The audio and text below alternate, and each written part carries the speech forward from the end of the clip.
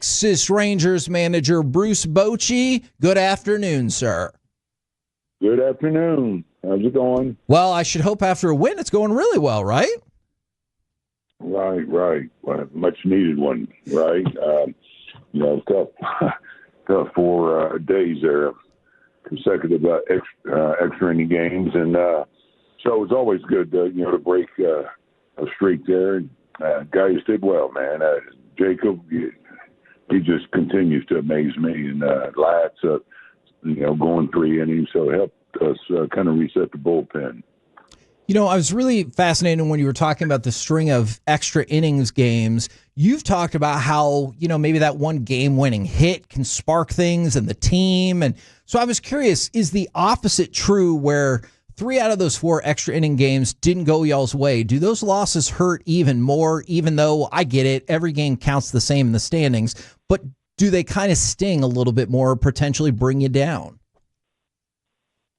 Oh, I think they sting more, especially when you're at home and you're in extra innings and your pitcher goes out there and keeps them from scoring. I mean, it's just a huge advantage for you. Now you're just looking for productive outs. You don't even need a base hit. And the chances that we had and the losses in those extra inning games, that makes it even that much more frustrating. Now, to your point, maybe, at times they do put a little added pressure on themselves when they don't come through or, have a game that we lose and then it comes up again. And but to have 4 of them, they might have felt it a little bit. I don't know. But you have to remember in those games, too, you are seeing the team's best on the other side, their best relievers, just like you're seeing our guys. And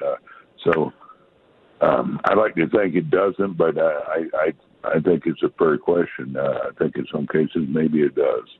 I hope you believe this is a fair question as well. In a merit-based sport, is it fair to say that a trip back to the minors might be in consideration or maybe even needed for Josh Jung? Oh, these are things, we discuss daily.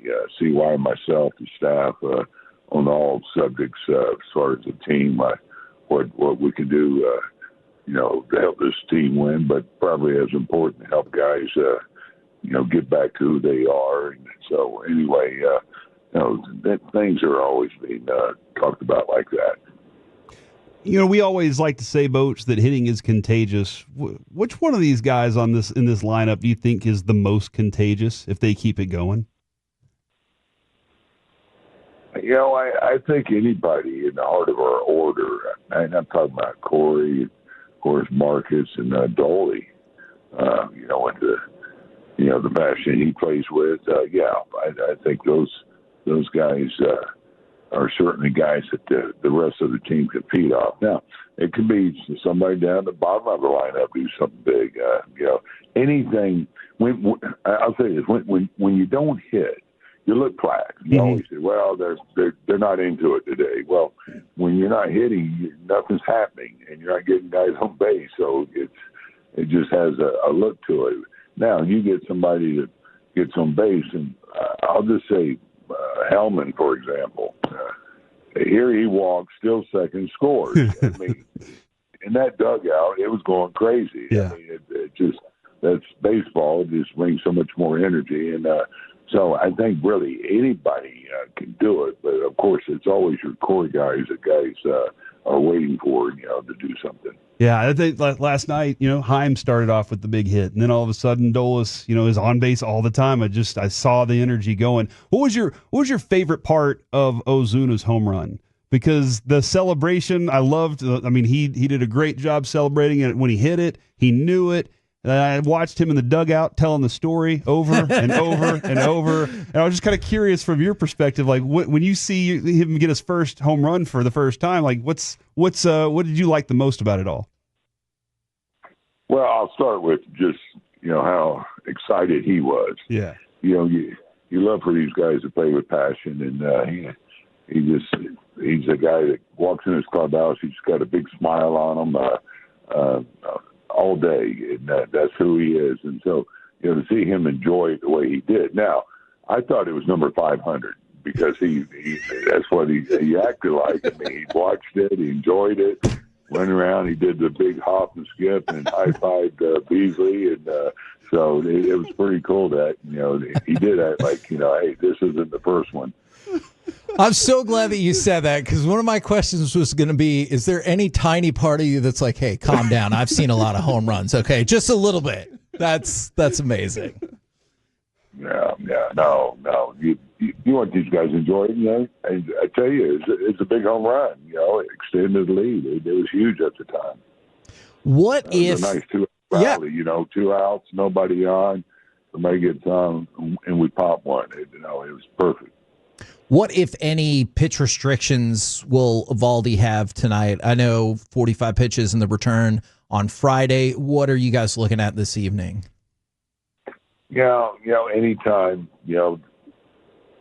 when they're in a progression like this, you can go up 10, 15 pitches. So, possibly 60 tonight. So, again, it's watching him. The effort he's having to put in, the stress of the inning, the number of pitches in that inning, and all those things add up. But, he could go 4 or 5 innings. Do you ever have to have like a conversation or maybe even an argument if those pitches go really, really smoothly, where the pitcher will be like, hey, I'm cruising, give me one more inning, regardless of what the pitch count is? Oh, yeah, that happens a lot, yeah. You got to know them well enough to be able to trust them, though, because, a lot of times they're going to say, I'm good. I think we have a staff that we have a pretty good read on, and watching them, Mike does a tremendous job. Mike Maddox, he's got such a great feel for these guys and their stuff. And so anyway, it's something that we do ask the guys. We do check on them. You hate to sit there and the guy's got 85 pitches and you don't even check on them. That's a courtesy thing that almost every club does. I know he's still building up, but how exciting is the prospect of having Eovaldi back and having that 1-2 DeGrom Eovaldi punch, where I'm not saying you're going to win every game, but I imagine you go into both of those starters pretty darn confident. Yeah, no, you're right. That 2 veterans like that, the winners, great pitchers. Of course, have them back to back, and just to add to that, Nate, of course, to me, he's one of the best all time. I'm talking about performing under pressure pitchers lately. That's in the game. But you look at what Leiter and Rocker did. And Corbin, I can't leave out him. He gets up to those 110 pitches. He ends up getting a quality start. So these starters, man, I just can't say enough about the job they're doing along with this bullpen. Last night, I think it was the 8th inning, Boch, Soto for Baltimore was a little erratic. And when you see something like that happening, what's the first thing you say to the guys? Is it, hey guys, we're taking until he throws strikes, or be careful up there because this guy's he's all over the place? What's the first thing you want the guys to know? Yeah. You want the guys to keep playing. It's what you do in this game. The game wasn't over at that point, and but anytime a lefty's wild, and I have one of my left-hand hitters up there, they always makes me nervous, and the ball running in on them and has a natural tail to it, and it's probably happens more in today's game, I think, than it used to, because guys are coming up here so quick, and they're not so much command guys as much as stuff guys. Just let it go and as hard as they can. And so, as you've seen, guys getting hit by pitches, it's trending upwards, and you get the clearing of the benches more. And most of them, I don't believe they're intentional. Now the ones who are retaliating you can tell they are. So you just got to read it. And obviously, I held my breath when Corey Seager got hurt last night, and I was kind of. Do you get mad? Do you get mad whenever you see something like that, or you have to tell yourself to calm down? How do you feel whenever you see a Seager take one high and in? Well, you hate it, man. It's shoot, you know what Corey means to this club. Anytime he gets hit, you're not happy. Nobody's happy. Duran, he took a pretty good shot last night. Yep. 2 strikes and that's that's the part of the game you hate, especially around the hand area. I mean, we lost JJ last year. He broke his hand. I mean, Corey, he's gone, gotten hurt with getting hit in the hand. That area is what makes me nervous.